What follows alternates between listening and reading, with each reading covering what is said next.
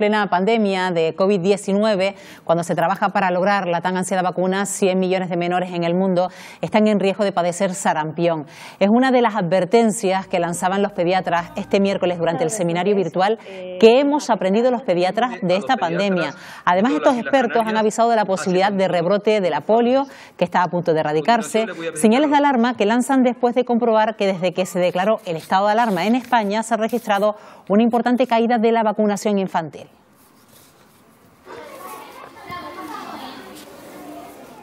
Precisamente de este seminario vamos a hablar a continuación con Luis Ortigosa, que es presidente de la Sociedad Canaria de Pediatría. Doctor Ortigosa, ¿qué tal? Muy buenos días. Buenos días. Hola, Estíbaliz y Miriam, buenos días, ¿qué tal? Marta.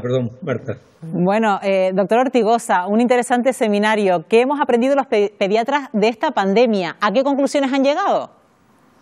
Bueno, varias conclusiones. Por un lado, que hay que, la famosa palabra de desescalar, que hay que ir desescalando adecuadamente en atención primaria y en hospital a nivel pediátrico.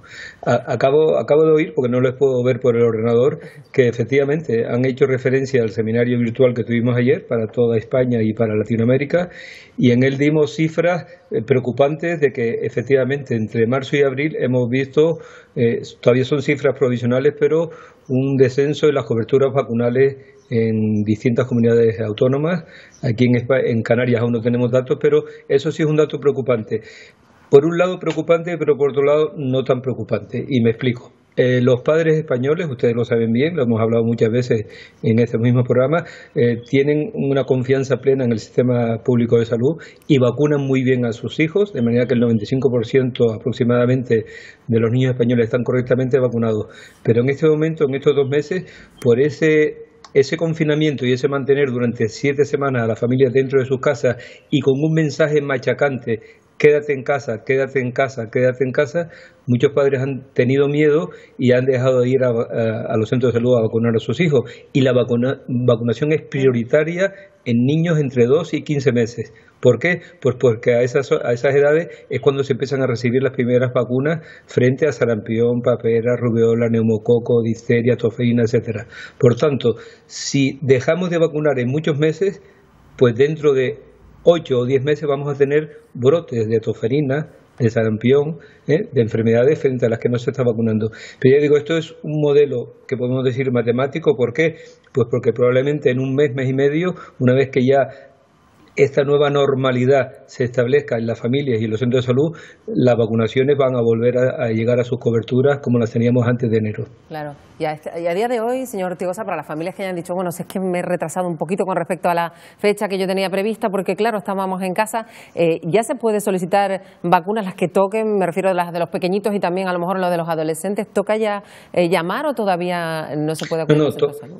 Toca llamar. De hecho, insisto, en marzo y en abril había que seguir vacunando a los niños entre 2 y 15 meses y muchos se dejaron de vacunar por miedo de sus padres por un lado, y por otro lado los centros de salud, los hospitales estaban desbordados y la atención se derivó hacia el contener la epidemia de coronavirus. Pero estos niños pequeñitos que se han dejado de vacunar y que tenían que haberse vacunado, tienen que vacunarse ya, y no importa si un niño se tuvo que vacunar a los 2 meses y ahora tiene 4 o 5 meses, no importa, se puede vacunar porque se puede hacer lo que se llama un calendario de vacunaciones adaptado a cada edad, y en una misma visita se pueden administrar varias vacunas. Por tanto, padres que nos estén oyendo, por favor, llamen a sus centros de salud, soliciten una cita y empecemos a vacunar de nuevo a niños por debajo de 15 meses y a niños de 15 hasta 14 años. Todas las edades ya van a recibir sus vacunaciones. Hay que ser previsores, doctor Ortigosa, porque además nos espera la temporada otoño-invierno, porque también tenemos que ir pensando en esa temporada. Habla usted de que se podrían nuevos brotes de sarampión y tosferina y que van a tener que convivir con el coronavirus, porque una vacuna para el coronavirus todavía es muy incierta. Una vacuna, en este momento hay, fíjense ustedes, 124 vacunas que se están ensayando, de las cuales 10, de estas 124 hay 10 que ya están en fase de ensayo clínico en humanos, en fase 2, es decir, una fase ya avanzada. Pero recuerden ustedes, para hacer una vacuna segura se requieren como una media de 5 a 10 años. Estamos haciendo vacunas en tiempo récord y no podemos, vamos a hablar de desescalar y escalar fases en los ensayos clínicos. Las vacunas tienen que ser medicamentos, primero, que sean muy seguros, segundo, que sean inmunógenos, es decir, que tengan capacidad de generar anticuerpos, y tercero, que sean eficaces. Y una vez que ya las vacunas tienen estos requisitos, fíjense que después hay que fabricarlas, llevarlas a los distintos países, con lo cual no es tan fácil. Si tardamos un año y medio, sería un tiempo récord, pero no antes, probablemente vayamos a tener una vacuna segura y eficaz. Claro, y con respecto al coronavirus y los niños, ha habido tantísimas noticias, señor Ortigosa, algunas contradictorias, muchas que señalaban a los más pequeños como esos supercontagiadores de sus abuelos. En cualquier caso hay que tener cuidado en esa relación entre niños y personas mayores, pero ¿son particularmente más contagiadores que los adultos los niños o ya no está tan clara esa idea?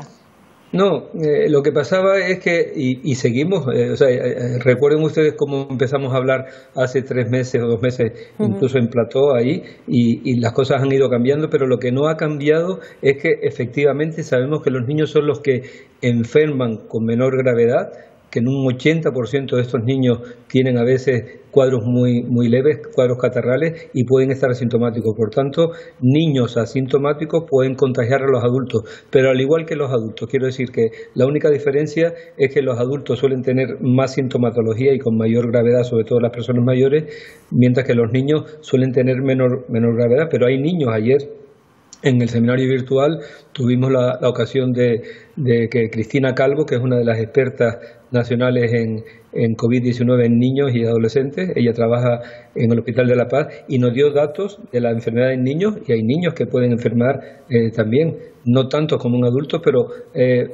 lo más importante, para no enrollarme mucho, es que estamos en una fase 2 aquí en Canarias, que tenemos que mantener la calma, que estamos empezando a salir del confinamiento, pero que aún nos quedan meses para controlar la enfermedad y, por tanto, insistimos, ¿cuál es la mejor vacuna que tenemos en este momento? Nosotros, ser responsables y cuando salgamos a la calle mantener la distancia de seguridad de los 2 metros, las mascarillas y los lavados frecuentes de manos. Estos 3 requisitos son los que estamos continuamente oyendo a los epidemiólogos, a los pediatras, a las autoridades sanitarias.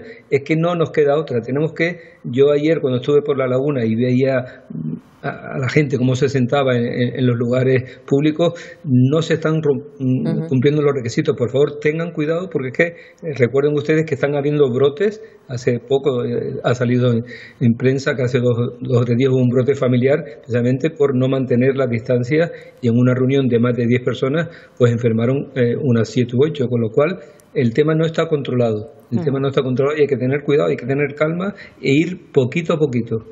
Esto necesita una gran dosis de labor pedagógica también para niños y adolescentes, doctor Ortigosa, hacerles partícipes de la responsabilidad que les supone mantener precisamente el aislamiento, también el uso de mascarilla, que también está creando muchas dudas en las familias. ¿Cuándo el uso de mascarilla sí o no para niños, doctor Ortigosa? Bien, el tema es que las mascarillas por debajo de los 3, incluso de los 6 años, es complejo.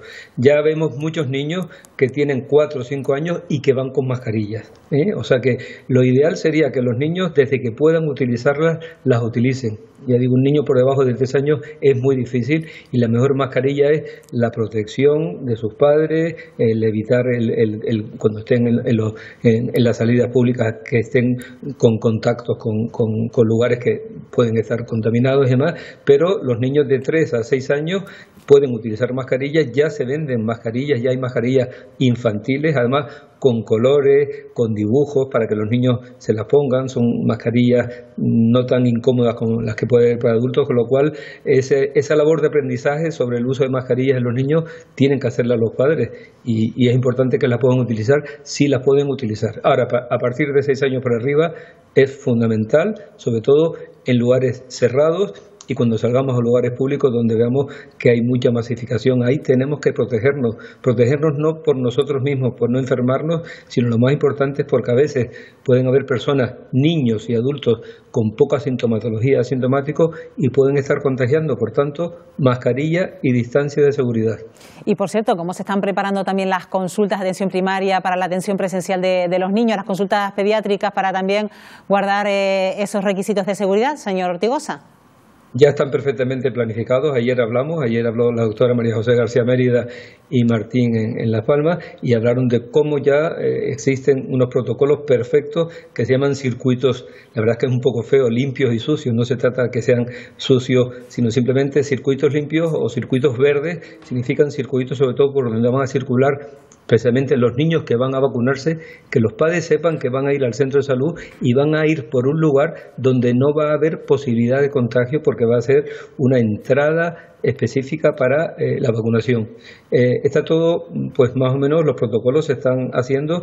Recuerden lo que decimos desde hace 2 meses, estamos aprendiendo día a día de esta pandemia y estamos cambiando los protocolos de actuación. Se está haciendo ahora en atención primaria una telemedicina, se están haciendo muchísimas consultas por vía telemática, con lo cual estamos cambiando incluso la forma de contacto con los ciudadanos, y eso es una parte de aprendizaje que va a ser buena y que va a quedar como parte buena de esta pandemia. Bueno, pues vemos que han aprendido mucho los pediatras tras esta pandemia, y sobre todo fueron las conclusiones de este seminario que se celebraba ayer. Y bueno, ya es hora de ponerse al día con el calendario de vacunas. Luis Ortigosa, presidente de la Sociedad Canaria de Pediatría, como siempre, gracias. Buenos días. Gracias, feliz jornada. Estefanía, Marta, muchas gracias a ustedes por la llamada. Un saludo.